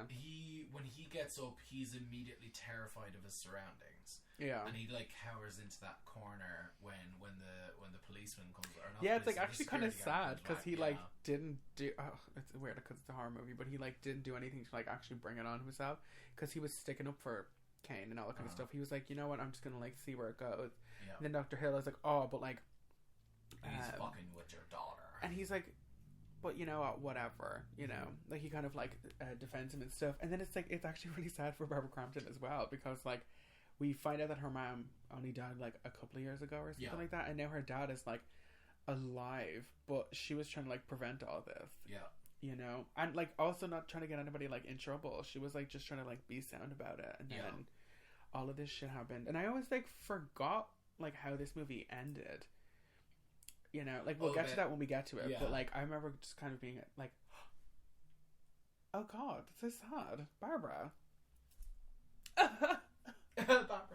No, so like when he comes back. Like, he has an immediately interesting reaction, which is, like, suddenly cowering in fear. And he has that familial... He recognizes her. He recognizes her. And he doesn't attack her, but he does attack the other two. Yeah. And your man, like, basically goes... Oh, by the way, can we just say, when the big muscle dude goes down, this is fucking beautiful. They like screw right through him though. Shoves it right through his chest cavity, and what they did was they took. It was really good. I was really impressed. It was really good because there's still arms in frame, and then there's also still the head in frame and the chest, but like it all looks kind of seamless. Yeah, you know, it's like you know it's not real, but I'm like, damn, they like really did a good fucking job. Yeah, because Kane like just steps back and like kind of lets West do his thing. Yeah. And like he rams it right through it. And like basically what they did was they made a chest, a carbon copy rubber thing of the guy's like chest, foam latex kind of thing. And they pushed through the bone saw, which had chunks of beef, as well as like the blood, like a blood tube like spurting out. So like what you see on screen is very much done in an extremely well done practical way. It would have had to have been though, because you know damn well they didn't make more than 2 of these chests. Oh god. You know, it's like this is the one we spent all the fucking weeks making. Don't fuck it up. Well, Ew, call me a freak. Gross. So I would also say like this is where like I always really go for practical, never visual effects. Visual effects should only be done to enhance or for what you physically can't do. You know? What you physically can't do. True. But don't do CG possible, blood. Don't spend do the CG extra blood. couple of quid. Do fucking real CG blood always looks bad. Yeah. You know, like, no matter how convincing or stunning your CG is, unless it's literally like Jurassic Park or something like top tier like that, my brain is always going to go, that just isn't there. Yeah. You know? But if you throw a couple of fucking pig lungs on a fucking slab or whatever like that, my brain is going to go, well, that's meat. Like, there is physically something there. Yeah. You know? So, just take notes. Watch older movies, you know? It's like they really did so much more with, like, limited shit. They really just are. Just better. Just had to be a little bit more creative versus being like, oh, we'll just CG it in. You know? It's like, no, I want to like... Post exactly. Yeah. It's like, that's boring. Yeah. You know? It's also lazy. It kind of is. Like, and it's so expensive. You know, yeah. It's like, just spend the money on good practicals. They always come out on top. People always remember them more. Yeah. They have a bigger impact. They do, though. Yeah. Again, it is the brain thing of just your brain is able to register like that is really there. Yeah. You know, of course, there's like suspension of disbelief for a movie or whatever, but it's like, but that's flesh. You know, that actor is actually physically holding that thing. You know, and people give a better performance. That brain when it's is really there in his hand, or he's really pushing that bone saw through a chest cavity, or there is really a headless corpse licking out someone's badge. Yeah. This like whole thing again, like it's part of this story that sort of kind of gets lost in it, but he ends up getting lobotomized in order for Dr. Hill to like basically take sexual advantage of his daughter. At this point, it's fucked up. He like has him undress her and stuff. The darkest part of it. It is. It gets very, very dark because it's the dad that like carries her in and like undresses her and stuff. Kind of just snatches off the gown. Yeah, which by the way, she's completely. It's not even a gown. It's just like it's like a shirt. It's a shirt. Big shirt, and she's like completely naked underneath and no socks or shoes. No. But then I remember being like, oh my god, poor fucking Barbara Crampton. She has to lie on this big slab of metal that's probably freezing. But then there's a thing beside it that's like what all the trays were on that had like lights on it and like what looked like vents, and I was like, that probably was a heater. You know? If she didn't like... Yeah. But the idea of being laid out on a big slab of metal, like butt ass naked. I will say that like this is again another scene never mind the head. Never mind the cold head. metal is what's getting me. This is where what's his name? Hill does another fucking mind control because like there's a one-way sheet of glass that she can see her dad in the padded cell, and then he does this things like, you know, basically like Dr. X. I know your dad is fucked up and shit now, but I'm gonna fuck you anyway. You can always come to me. Don't you think that's cool? Don't you want to do that? Oh, you don't? Well, I don't care. Oh shit, we jumped ahead again. Sorry. So, there's a point where he just becomes a head. He like figures out Herbert's shit and basically goes to be like, "No, you're my assistant." He appears in their house. Yeah. Like, number one, did you break into the fucking apartment? Yeah. If so, what the fuck? And then second of all, how the fuck do you know I live here? Yeah, and third for of all, what the fuck are you doing here?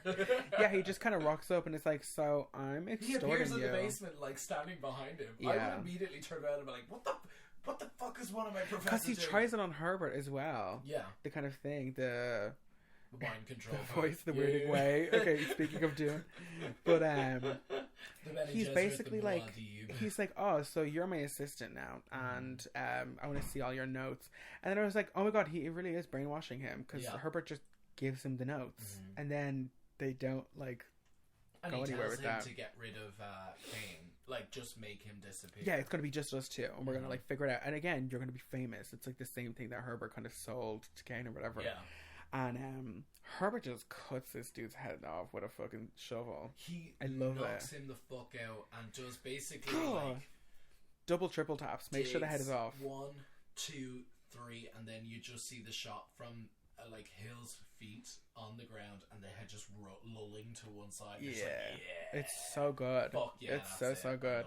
And then, like I was saying earlier, he picks his head up by the wig. And it doesn't come unattached, you know. I loved it though. It was a wig. There's a thing called a hand mirror, and when you look behind you and you check because I saw the tights. I could see the tag hanging out. It was bad. There was a metallic. There was a neon sign above this man's head that said "wig," wig below. Details later.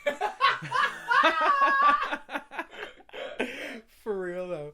But this movie is like simultaneously really dark but also so hilarious. And like the thing I enjoy about like what you this thought kind of, you delivered was Lovecraft but horror. did she give what needed to be gave? But did she give it? But did you think what you delivered was camp? What I love about, because this is like super super camp, but also it's, you'll never be Lovecraftian horror. If you like think about it a little bit further, because do you want to just on pause, whatever, at the end of the episode, are we gonna like round up what the fuck were we talking about? No, we're like basically. Oh, the head is being cut off. Yeah. So like this was also one thing that really kind of irked me. It was like, number one, whatever you stick your shaft into is going to come back to life. Okay. No matter what it is and how long it's been dead, it's going to come back to life. You can do a lot with a head. A fact. Why the fuck would you first jab the head and then jab the fucking headless corpse? Because he said, I've never done parts. I know, but the problem is that part belongs to fucking Dr. Hill, which you just murdered. There's a lot you can do with a head, and there's so much. But there's actually one more thing you can do with a decapitated head. How many things can you do with it with head? Well, you can flick the mouth like usual, and then when you cut the head off, there's front door, back door, side door. No, you flick the thrusty, that little like the esophagus jowls. right there. Yeah, you know, windpipe or whatever. Oh my god! Stop, baby. I don't give head. I give talking head. Okay. Also, this is I give good talking head. Yeah, man, that head gave good head. Or attempted to. At least tried to. Your mother darn sucks in hell. She could have gotten away also, because she didn't actually get fully tied up. She immediately is like... Yeah, she like pulls her hand open. Yeah. And yeah. But anyway, this is the first time that a corpse actually speaks. Well, it doesn't really speak. It doesn't pronounce its T's. Speak. Yeah. Oh, it hisses though. I actually really love that, because it kind of keeps doing that throughout the movie. Yeah. And it makes this man kind of monstrous. Yeah. It's good. It's really good. Yeah. And it's really intimidating. And the fact that it immediately switches, do you do camp? It immediately switches to fun times. And like when they get, basically what like Hill does is like he leaves West there for whatever fucking reason instead of killing him. And brings the head of Hill, the body, the decapitated body, brings the head in a fucking silver tray to his office. Fills it with blood. But what I love is the fact that they still use practical effects. They didn't CG the actor's head. It's totally a dude with fake shoulders with like a big coat on. They literally just got the guy to do this, covered his head in a black bandana, and shot from a really low angle. And it looks fantastic. It really, really does, because it's still just a dude. It's not like it's not like crazy looking. But one thing that I actually thought was kind of genuinely creepy in like a kind of cheesy way, but like creepy nonetheless. Yeah. Was the using of the use of the the bust, like the medical bust of the head. Yes. That on the shoulders actually looked really creepy. And then I'm like, the way they also shot it as well, they kind of shoot it in like a really like nonchalant way where we're like with the security guard, who I like as a character. I like that security guard a lot. He was reading good He's water. like, break time. Yeah, and he goes to literally just jerk off. Yeah, I love it. And which, by the way, when I seen that sort of like divide between the it's creepy skull half and the thing with still the eyeball, do you know what it reminded me of? It reminded me of Nightmare 2, the painting. For the poster. Yeah, the kind of like weird split like medical look. Yeah, because it's like some exposed, like the like white of muscle and all that kind of stuff. But I thought it was really creepy because he kind of, and it's funny as well. It's believable as well. It is, because he just kind of. Of course, it's Dr. Hill. Yeah, but he kind of just shovels in like sideways, because he walks up first, like head first, and then like shows the human side. Yeah. It's like, like when somebody does half bride, half groom, or like whatever like that. He walks up, sees that somebody's standing there, and just shows the human half, and like backs in, because it's like the body is blind, and like the doctor is like just a head, can't really like see a whole bunch. Yeah, so it's literally just like fumbling around for like the head and shit. But when he goes in and in a medical gown with a face mask on, it's creepy. And I think a hat or something as well. Yeah, it's like the little surgeon, or the surgeon, just surgeon. I love that. It's how the French say it. Surgeon. Memento mori. Arrête, c'est ici. L'Empire de la musique. Oh, Tangent St. James, Lalaurie, Dupree, Delacroix, Yves Saint Laurent. You know it. Versace. But goddamn, it's actually really creepy when she like kind of knocks him like that, and like she looks up and she sees the head, like Barbara. She's like gets brought into the room, and this is kind of like third and final act. It's like where it's all about to go down, and she like hits him. This actually gave me very big Phantom of the Opera, you know, or kind of House of Wax, where it's like she's not even really like hitting him. She's kind of just like pummeling with like yeah. She literally just like and like it like falls off, but it's so good. It's so creepy. You just see like the exposed like larynx and trachea and like a headless horseman, like when he lifts up that plate of skin with the beetle to come out. Yeah, like that type, and like there's little like spurts of blood that come out. Like to this, and the hands movie, are like, oh no. Yeah, it's like, yeah, a headless head. Yeah. Oh, I've come undone. But oh, don't look! I haven't put a slick of makeup on. But she's literally just like lying there, and then it actually is really dark. It's weird. It gave me kind of. Have you seen like Fire Walk with Me, the Twin Peaks movie? Yeah. Where Laura Palmer kind of looks up and realizes that it's her dad that's doing all this stuff. Yeah. It kind of gave me that vibe. Really uncomfortable. And that like really kind of like I remember kind of being like, oh shit, because she notices really that it's her dad, and then he just pulls her clothes off, and she just starts to get like, I mean it's not like molested because he doesn't like there's no like insertion. He kind of just feels her up. The Re-animator like just and also like he almost corpse, eats her out. Like fondles her breasts. And then picks up. And I love that it's literally just the actor. You can tell it's the actor with his body just on screen, like, just like kind of tonguing like, Barbara Crampton's such a sharp angle. Yeah, like with it's like from the chin onwards. Yeah. Just this dude in his wig, fucking like molesting the shit out of Barbara Crampton. Yeah, and he goes down for a good old lick out. But he doesn't actually quite get there. He doesn't get there. I think this is always kind of misremembered as we get to see Barbara Crampton get in her like pussy out by a fucking like just a head, exclusively head. Yeah. And then it just gets kind of like interrupted. Herbert West enters and saves the day. I love the way it's very superhero heroic type deal. Yeah, it's very like swing the door open. Honey, I'm here to save the day. And Herbert is here too. You know, Herbert details later. Oh god, that is so going to be added to like the canon of like they're here jokes. Details later by Calvin Klein. That'll be on the Insta. That's it. That's the one. Yeah, God, I mean, love that. And then this is like Herbert starts. Yeah. Just keep going. And details later. And details later. Uh-huh. You know, it's like Herbert West here. It's like a fancy way to say like ... You know. Back to you in studio. You know. Oh my god. Now back to you. 9/11 was a conspiracy. Details later. Back to you, midget in a bikini. You know? Or what is it from Family Guy? Back to you, Trisha Takanawa. Hungry. I turn left. Good luck, everybody else. Okay, so you can edit this if you want to. But Tangent St. James, Lalaurie, Dupree, Delacroix. So details later. etc.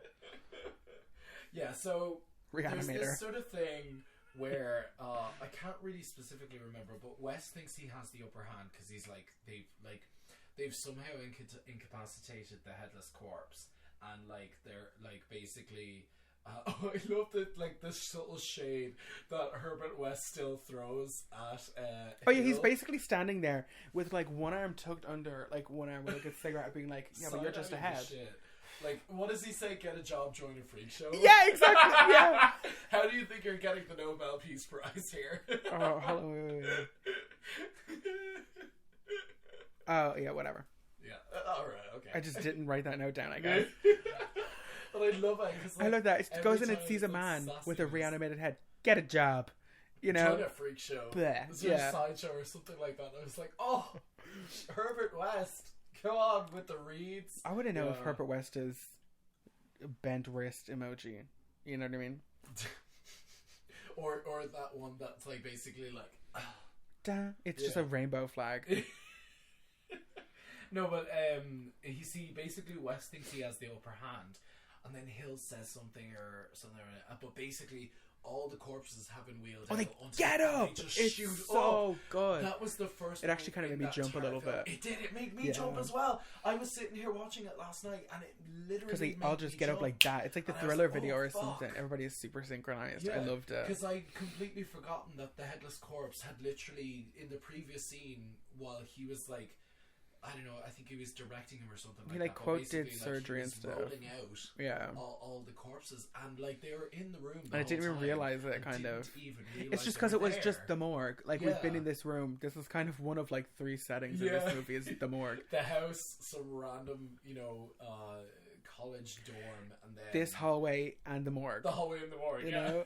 The elevator. And the hospital bed. Yeah, because we go back there at the end. And this one nurse from the start, who I think she's so funny. She was literally like, "You need to stop, Barbara. Barbara, you need to calm down." Just like making. What is it? She's there supposed to like make sure that she like stays there, and then Barbara just walks off. She just leaves. So the gore factor of this, like, just ramps up to 100. Naked titties, naked dicks, dead naked dicks. Yeah, every place, blood everywhere. Kind of Romero looking esque zombies because because there's that one black dude. He's painted grey. He's grey makeup that always made me feel weird. Where I was like, I think they just had like the one like zombie palette for like everybody across board, and then like got to a black guy and was like, okay, it just looks grey. Yeah. It doesn't even look like a person. They did it as well in Candyman. Do you remember in the original Candyman where they find the friend and she's just painted white? Mm-hmm. Oh god, it's There's also like, you remember that one girl gremlin? That girl gremlin. Yeah. Oh my god! So it's not Living Dead dolls.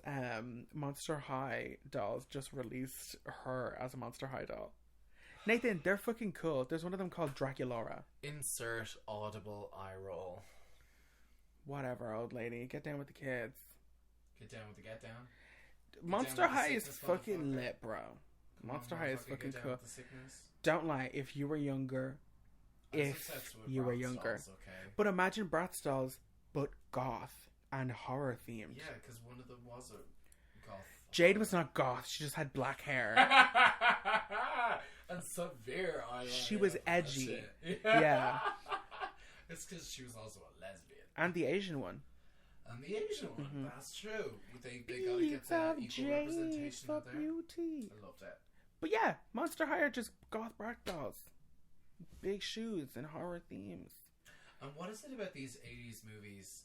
Sorry, I just not even gonna remotely respond. Literally just looked away from my direction and just started a whole other conversation. Don't edit this either. I want to know. At 1 hour, 12 minutes, 33 seconds, I just got disrespected right in front of my fucking face. Did it just get a little shady earlier? Wow. No, so the gore. No, sorry, not the No, but anyway.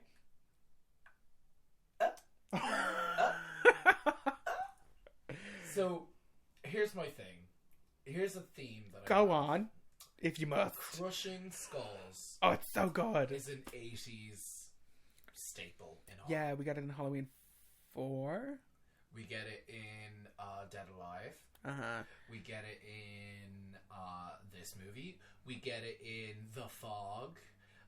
We get it. I think we get it in The Thing. In The Thing, yeah. Well, actually, no. Sorry, that's not like that's a skull melt, like splitting apart. Yeah. Like we get this so much, but this is a good one. This is a good one. Yeah, and like you could tell, like literally the shell of whatever it was that just held like a plaster cast of Hill's face on it was fragile, and it just like collapsed in because it's the father who breaks free of the doctor's like mind control. Yeah, she kind of like, Daddy, I love him, and he like, oh, well, I guess I'm on your side. Yeah, and then all of them kind of. Oh, they all like spasm and freak out. Yeah, and they just go crazy. Yeah. And then, this head just gets squeezed, but it's so good. And it's one of my favorite shots from like a movie ever. Because like he just has the head, it gets squished to bits, and then it just gets thrown out of the room right against a wall in front of the security guard. Splats. And the security guard very definitely does not get paid enough for this. Yeah, he just turns around. I don't fucking work here anymore. And just left out. Yeah. Just left the fucking building. Just walked out. He was like, peace out, I'm bouncing. But that the way, speaking of bouncing, the way this head, just, it's like they got like a balloon and filled it with like meat or something. Because the way it just like, whoosh, and it just like, it just falls splat on the floor. It's basically, the way I would describe it is, if you remember those like jelly slime aliens that would smack off the wing. Yeah.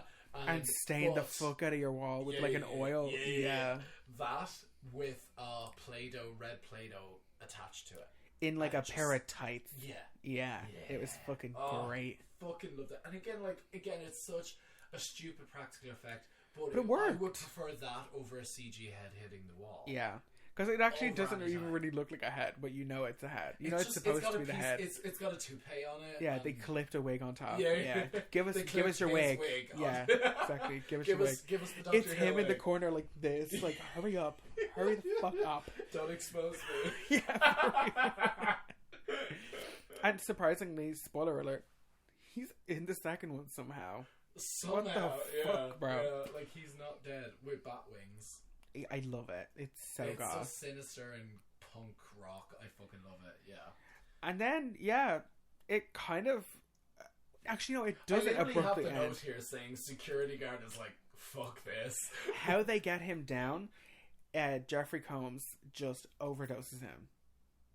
Remember? He he puts in the two full syringes, and then this is where I would call him. This is where it goes from like the first Resident Evil movie to the second, third, fourth, and fifth, where he just becomes these like guts just fly out, or the organs. They're literally like intestines. Level 1 boss. It's like a level 4 boss where it's there's like an eye right here and like a mouth in the stomach. Yeah. These guts, like these intestines, just jump out, but I'm like, they look so real. They got all the like veinage in them, and like they just look the separation of the ridges. Yeah, like it actually looked really good. I actually have a really big sneaking suspicion somebody worked on this movie was in the medical field or was a medical student or something like that. The thing was, when they were doing their research and they wanted to gain experience, I have notes on this. Yeah. They used images from Cook County Morgue for reference with the designing of the effects. Chicago. And before production design began, several cast and crew visited insane asylums and morgues to do their research. Yeah, and it shows. I love the dedication. It pays the dedication. It pays off though, for real. I think like that's why like a lot of like effects artists and stuff from around this time, they do talk about a lot of it being from experience. Like Tom Savini says that a lot of his from Vietnam comes from Vietnam, from being I think he was a photographer. Yeah. And just seeing it all, but like just there laid out in front of you, just seeing actual guts and stuff, and then it's like you look at his work and it's like it really, really reflects, you know? And I think, again, like with the CG thing, it's like you do just get kind of lazy and complacent. Absolutely. I think we should send more people to war and see what they do with it. I mean, it's the most probable cause, let's be fair. Vietnam 2. 2 Viet, 2 Nam. Oh my god. Stop. Stop it. You better stop yourself. You better check your text. Vietnam 2 and 3. It's part of a planned trilogy. Oh my god. Stop it. Viet harder. Yeah, oh you know. My god. This time it's personal. And the third one is called Good Morning Vietnam. Just when you thought it was safe to Vietnam, you know. Vietnam. Boom, Harbor. America. Yeah. Oh my god. Tangent St. James. Okay, so you said that like that was our kid. Tangent St. James, what have you done? Why are you pointing all those Legos around the floor? Stop climbing on the ceiling. Stop twisting your head through sticks and crucifix masturbating. Get my crucifix out of there. That is not where it's supposed to go. Young lady, we don't do that on Sundays. Yeah. Oh, it is Sunday. To go up the ass. Yeah, for real. Sodomy only in this house. Butt plugs are nothing. Oh, it's Mr. and Mrs. Sodomite. Love that. I love that. Mr. and Mrs. Sodomite from the Yemenite village. That's a great drag name. Like for like a couple. Mr. and Mrs. Sodomite. Yeah. Love it. Beautiful. Yeah, so... So Herbert gets strangled by some guts. But by some very phallic-looking guts, yeah. I love it. He's like, my notes! Yeah, my notes! Yeah. When he wakes up as well, he's literally like, my work! No! Which I get. I mean, you literally made probably like the biggest fucking discovery. Yeah. But then I'm like, I was thinking about this and I'm like, the implications of nobody dying anymore is like, that sucks. I would agree. You know, we're supposed to die. Number one, it makes life meaningless because eventually... Because even Rick said it once. I hate referencing Rick and Morty sometimes, but when it comes Rick, to... you said that like he was your mate. And so I was talking to Rick the other day, and he said something crazy. I'm totally cancelling you there. With Rick and Morty, there was one scene where he's talking to a time cop, and he goes, well, hear me out. You're immortal, right? You'll, at all times, you will, at one point in your entire existence, you will eventually do absolutely everything. And he goes, including turning around, and he goes, I cannot argue with that. Turns around and he gets whacked over the head with a screwdriver. So basically, the whole point is when, like you were saying there, number one, the first implication is it makes life meaningless. Like we're supposed to die. It's part of the cycle. Everything dies. And then the other thing is obviously the environmental impact as well. Overpopulation. We rely on the fact that people die kind of all times, at all times. Yeah. You know what? I'm just going to ask, hey Siri. No. How many people die on a daily basis? That's for fucking kids. Okay, I found this on the web for know how many people die on a daily basis. Oh, here we go. Here we go. I'm about to find it. Here we go. Deaths per day, 163,898. That's how many people die on a daily basis. Deaths per second, 2 people. Deaths per minute, 114. Deaths per hour, 6,829. Yeah, that's great. Less than I expected. And the highest amount of people per day is from China, obviously because they have the highest population, is 29,718. In a day. In a day. Oh, what a day. What a day. Where's Ireland? Where is Ireland? Come here to me and I tell you. Come on, show us. Come on. Show us your death certificates. We have that though. Show us your birth certificate. Ireland, 85. That's not a lot. That's grand. We actually have that thing, RIP die. Oh. And it's just like a life birth certificate. Oh there's that website. It's like it shows you how many people are born Macau, and like only die. 7 people die. In Iceland, only 6 people die. There's only like 10 people there. In Kiribati, there's only 2 people die. That's crazy. No, but that's my favorite. That's my favorite one. Kiribati? Uh-huh. Oh. And the American Samoas, no people die. And they have a... They said, not today. We don't die. Nobody died today. Yeah. So, basically, I totally agree with you. Like, because it has huge cosmic... implications. Yeah. Because, obviously, if you could never die, that pretty much eliminates any fear of religion in any way. Because that's what religion does. It subjugates It makes the idea of dying not as scary. Yeah. And... Then, depending on how you look at it, I guess. Yeah, true. It's depending on how you look at it. But also, like, it's just really, really kind of a shit situation. Like, who the fuck really does want to live absolutely forever? I don't. I do. Well, I don't plan on dying. I'd prefer to live a very long, extended life, don't get me wrong. But having no end to my life, nah, I'm good. No, I like the idea of it being like a vampire thing, or like the idea of it being like the true You heard knot. the term growing old gracefully? Well, I invented that. We could start that anytime soon. But I'm gonna get dying right after this break.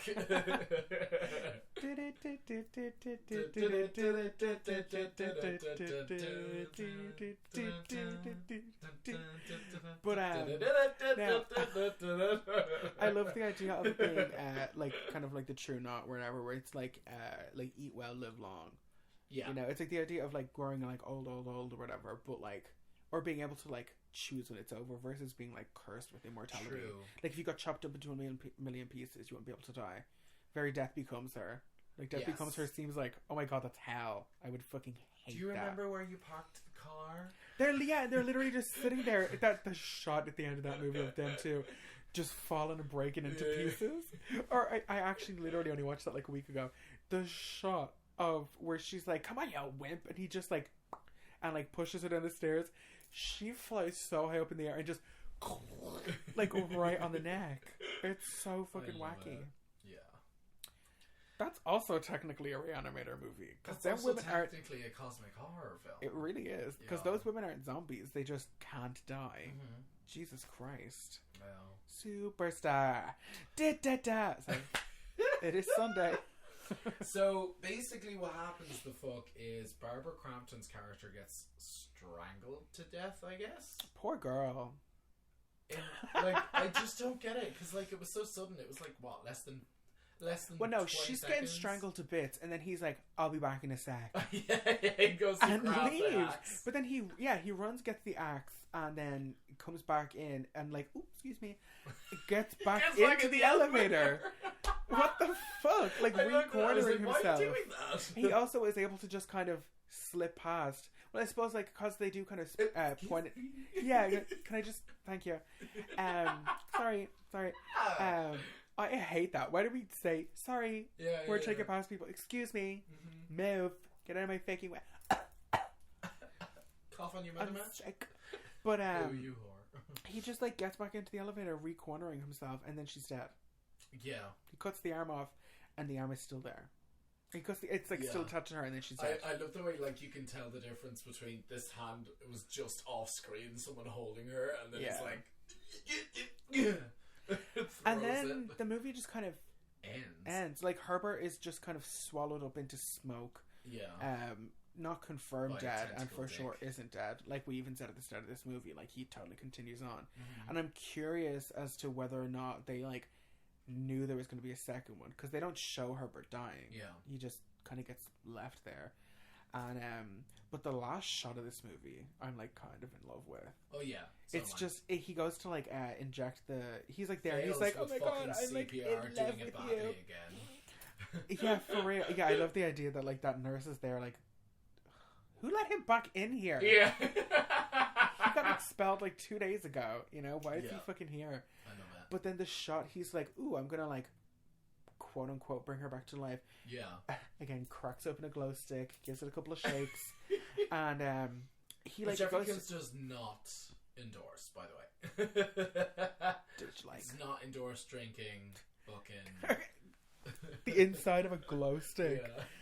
Yeah. Isn't like that little thing you crack like glass? Isn't that like what like activates the inside of it? It's like this kind of ice plastic-y thing. It's like ice, something similar to ice, bitch. But he like goes to like inject her into the neck or whatever like that. But then it all just goes into black except for the little fluid, and then we get to see it like injected. You hear her scream. Yeah, and that's the end of it. That's Re-animator. So I'm gonna go. Is the bus still running? I love the way my laugh sounds like the starting up of an engine. But no, I love it. I think it's like a really kind of good ending, and it's like this movie is an hour 40. Yeah, I'd say a good solid 90 minutes at least. So I watched this like this afternoon. I was entertained. Yeah, it was fun. Are you entertained? For the first time watching it, like solidly beginning to end, I was like, it's good. It's a good watch, and it's camp as you like. It's fun. It's good crack. Yeah, like this is one I had seen before, but like it technically didn't. You know, it's like one of those movies that I was like, cats out of 5. Yeah, for sure. It's a really, really good time. You know, it'll be on the it's on the list now for sure. I'll rewatch it. Yeah. I actually might watch the second though later when I go home. That's a good idea. Just because it's fresh. Just because it's fresh. Yeah, true. Fresh, Re-animated. Well, the other thing I wanted to kind of do. You're starting up an engine now. When the other thing I kind of wanted to do each episode this month was, depending on the film that we watch, has your interpretation of cosmic horror changed, or does it only add to the lexicon of like how you would describe it? Because notoriously, like, people find it really difficult to describe cosmic horror. I think it's one of those things. I think there was a thing in like American Congress where they were like, I don't know, like they were trying to define like porn, to see like what they could like to rule out like what is and isn't. Yeah. And I think one of the judges or whoever was like, I can't like write it down on paper, but I know it when I see it, you know. And cosmic horror for me, like you were saying, is very hard to like define. Like this is like cosmic horror, just because like literally on the box it's H.P. Lovecraft's Re-animator. Yeah. But no, this to me kind of like added to what I already thought. It's like just the idea of like going against something fundamental to like life itself and trying to like alter that or change that makes you kind of like we were just talking about, like the implication of that is just like a huge, like you couldn't even like apply it to life because it's so like insane. Like what would life be if you couldn't die? It's like dying is literally just like the second half of life. Yeah. You know? Yeah. So yeah, I think this kind of challenges the like thinking about the fundamental way that we live our life. Yes. And like why we do everything and why we like take risks or why we exactly. It's like life kind of isn't meaningless if you know that it's never going to stop. If you can just do whatever you like forever, you know. I agree. I like that. And I think this is a good kind of starting like a good jumping off point for cosmic horror. I think we're going to build to stuff. Yeah. You know, I think when people think cosmic horror, they think space. Yeah. Immediately they think the cosmos, you know, but it's like it doesn't have to necessarily define it as that. Yeah, I think it's just like an ethereal kind of. I think cosmic in like scale, you know, or cosmic kind of in a grandiose way, not exactly just like the galaxy. You know. Yeah. Did this change anything for you, or did it just add anything else to you? I think for me, it does sort of define. Para mí, sorry. Para mí, mi explicación. I do agree with you. It does kind of. I won't say it adds to my lexicon because to me, in a way, cosmic horror is, I mean, like apart from quintessential. And you're the cosmic horror girl. I feel like this would be kind of your category. Yeah, this is very much like my niche kind of area. Like, whereas this would help kind of define it more for me, where rather than add to it, because when it comes to whenever I think of cosmic horror, I just imagine someone like standing at the edge of a galaxy with a hooded face and a load of tentacles just coming out of it. Yeah, like that's the type of cosmic. When someone says cosmic horror and like they're holding like a glowing triangle or something like that, you know what I mean?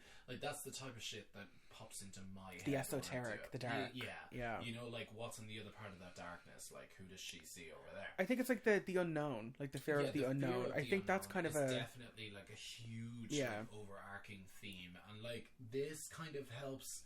In a way, like, specifically just because I suppose it happens all on a morgue, but it does help ground, like, a definition of cosmic horror, because number one, the serum that they created is never explained. No. It's just a bunch and he just of has things. he just he has it like kind of on. By the way, I was gonna say really quickly before we go, he injects himself like with like a singular cc, and we saw that it usually takes about 20 cc's to get something in like a dead human, and like less than that for like a cat and then he's like, I up the dosage according to the freshness. I'm like, that doesn't seem very accurate, you know? Like, what are you counting the seconds that the brain died? 6 to 12. Don't forget. 6 to 12 minutes. 6 to 12, you know, and bitch. Then, Barbara Crampton's father came back after 7. Mother father. So, yeah, I think it does help to really kind of ground how someone could explain, like as you said, like it's a great jumping off point for cosmic horror, and essentially this is such on the edge of the void. Next week we're going to jump right in. We're going to jump right into the edge of that void, and we're going to see things that we can't explain. That we can't explain, and if we tried to understand them, we would go insane. And I will take you with me. I don't know. I think cosmic horror, or generally kind of cosmic horror, usually leaves me feeling kind of shitty, or it leaves me feeling kind of like maybe a little because the bleak. whole genre is started by a racist, a xenophobic, worse-ass racist. No, that actually sounded terrible. No, but it's like like Annihilation and stuff like that. It's like they usually kind of end on a super, and I think we're getting like a huge kind of uptake in cosmic horror. The Lighthouse. Yeah, Yeah, even the lighthouse. I think like people they don't end on a great. They end on a sour note. Yeah, you know what I mean. Just kind not of. That they, oh when shit! I say sour note, it doesn't mean that it was a shitty film. I mean like it doesn't make you feel good. Yeah, you're left there kind of again. I think the point of kind of cosmic horror, is my stomach is yelling at me. I'm so gonna eat like 3 pieces of the chocolate after this. Oh my god, chocolate! But yeah, I think kind of like a lot of his nipples cosmic just got harder. Details later. Yeah. You're gonna hear me cut glass with my chest later. But no, I think a lot of cosmic horror leaves you feeling kind of like, oh my god, like it leaves you feeling like insignificant or something. Yes. I think that's the kind of part of the point, is to like make you realize how small you are and stuff like that. And they usually leave on like not a sour note, but like a bleak kind of, oh. Yeah. I guess I fucking hate myself now. You know? Yeah. But this was fun. This didn't have any of that at all. It was definitely fun. It's a short, kind of like little love story to, an introduction to the bigger themes that cosmic horror does. And like baby's first cosmic horror. We have a month to talk about this kind of stuff, but of course we're not going to talk about it all. And of course, like every time we do talk about it, there's more that's always added to it. So we ain't never going to stop at talking about. We can come back to cosmic horror again next year. We're gonna do it, bitch. That's what we want. I think you were even saying that you kind of wanted to do this because it's starting to get into like the dark part of the year. Yes. And stuff, you know. And I even noticed like when I came up here, I was like, oh, I think like kind of this week is where I've really started to notice that it's like it's getting really dark really early. And you were like, you don't like that, but I was saying like I really enjoy that. There's something kind of person that really hates the dark, the cold, and the wet, and I think that's the irony, because that's what everything that cosmic horror is: the dark, the cold, the slimy, and the wet. Yeah. Whereas like I love that. I love the idea of like bundling up. Like you were supposed to come up to me this week, and I was like, no, fuck it, I'll go into you, because for some reason I don't know, leaving the house in the evening at some point when it's dark out. I don't know, like dark gives me like that's why you were feeling a winter wonderland, bitch. I was though. No, I really enjoy to walk around. Just kind because you throw some antlers on your head doesn't mean you can call it Alexander McQueen. I want to see it so bad, but Dublin is making it very hard for me to see antlers, and I don't want to be in town. I don't want to be in town for 11 a.m. and I don't want to be in town for like 10 p.m. Just add a couple more screenings. Dedication to your horror, I mean, is questionable now. They did the same thing for Mother. I tried really fucking hard to go see Mother, and there was like 2 screenings of it a day. I watched it on. I love that baby neck snap. Yeah, I watched that movie. Stoned as fuck, high as fuck. Yeah. Let's just say that. Cosmic horror, if you want it. That was a fucking.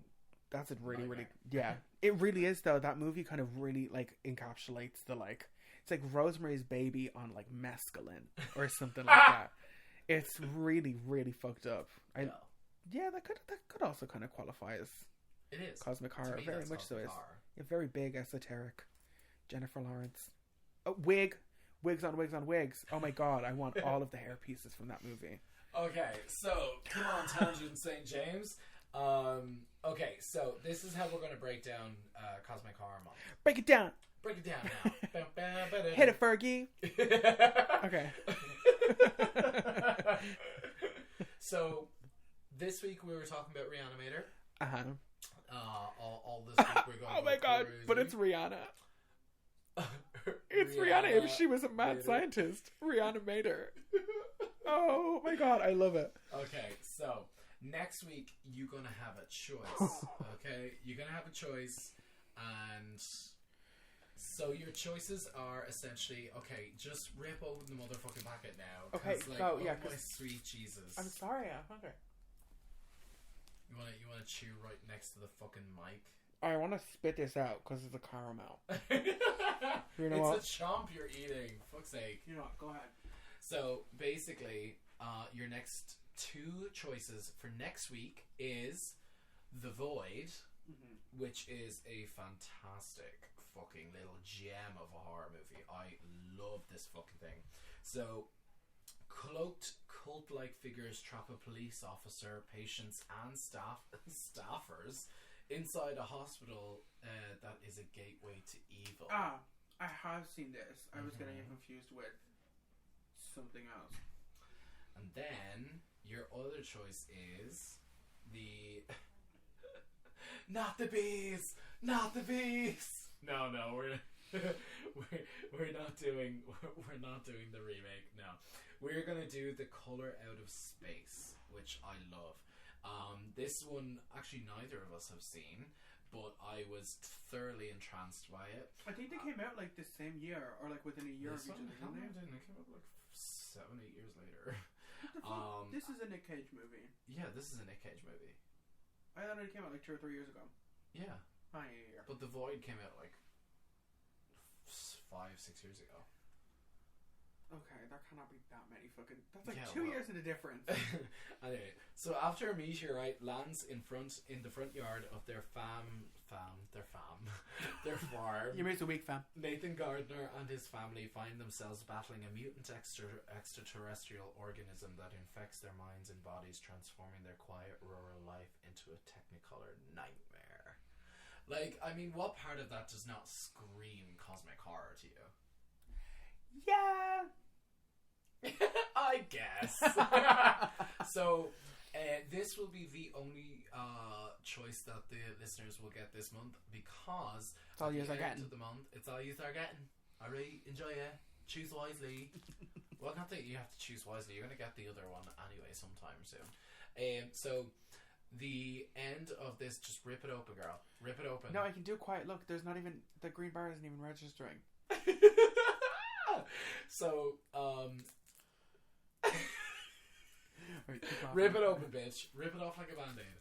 Oh my god, they don't want you to have this. Okay. I'm never Keep talking, because I would look like such a fatty. I am never leaving fucking candy in this goddamn room again. Look at the fucking strewn of fucking candy everywhere. Oh my god. Okay, so this is the only choice you will get this month. As the end of the month, because we are doing cosmic horror, of course, we're going to have to talk about Lovecraft. Only briefly, though. We're going to talk mainly about the ideas, the themes, and then how the stories influenced popular culture. Mm. It's going to be good. It's going to be a good fucking time. It's going to be a cosmological, horror-tastic time with lots of tentacles. Seriously, though, look at what he named his cat. And added calamari. But look at what he named his cat. And It's you like know what we're talking about. Don't tell them. It's like fatty, but like with an N. Oh my god! You better stop. You better stop. I can't. Stop it. I have a choice. You're a terror. You're a cosmic terror. It's Okay. a gift. So, you've been listening to They're Here. I'm actually not going to do that. Podcast. Details later. You know what? We'll leave it there. Yeah, because this bitch has food in her mouth. I literally do. I can't stop. Come on. Okay, get it out. Get it out of your system. Come on. Unpleasant dreams. And make sure to like, subscribe, and all that jazz. Yeah. Yeah. Yeah. Yeah, yeah, Yeah, yeah, yeah, yeah.